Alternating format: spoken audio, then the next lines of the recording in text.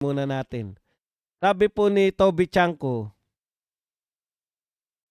simple lang po, 1,001% pala. 1,000,000% sure that Vice President Sara Duterte will hold the perpetrators of flood control mess accountable if she is elected president in 2028. Yan po ang dahilan ayon kay Toby Chanko kung bakit ito pong si VP Sara Duterte ay ini-impeach nila kahit wala po silang ebidensya.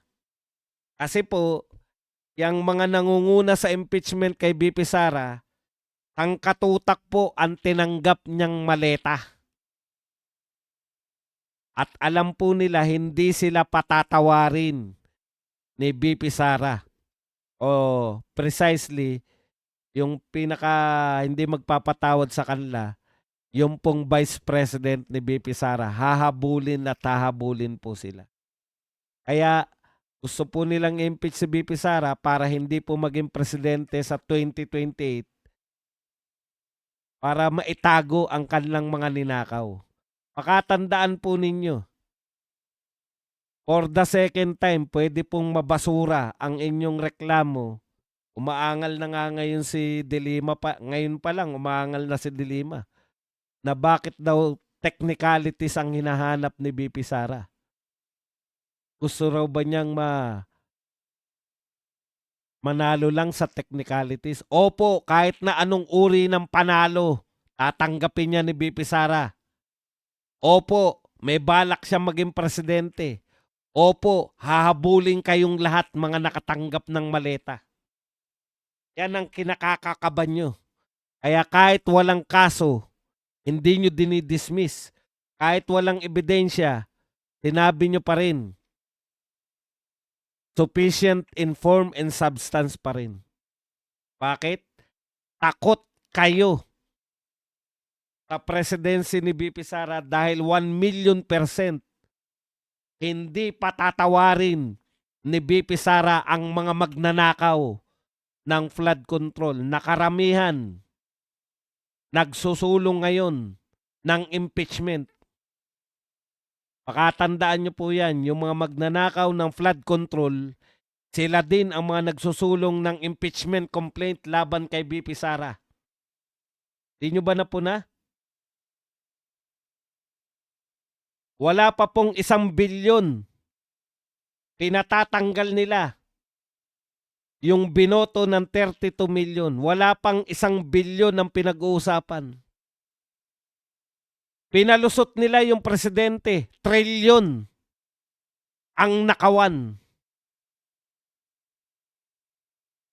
Yung pinamigay pa lang na balato pinamigay pa lang na maleta at supot, paper bag, ni Saldico 805 billion na.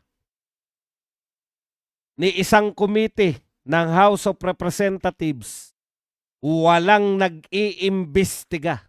Bakit? Unahin na nila to. Kasi tinitiyak nila, etong mga nangunguna, halatang halata kayo, 54-1 ba boto? Yang mga nangunguna na yan yung mga magnanakaw.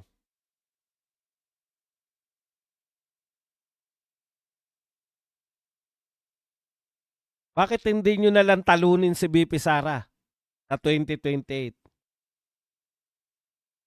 Ano nila tatalunin? Sino man ang pagpilian nila? Wala po silang itulak sipain. Panay-panabla po ang kanilang mga pwedeng ikandidato. Sino mga pagpipilian nila? Mga Tulfo? Leni Robredo na naman? Talunan na. Tatakbo pa. Yung walang kamatayang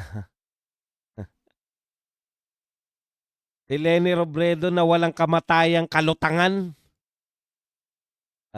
Risa Hontiveros, mga Remulla Brothers, yan po ang mga pagpipilian eh.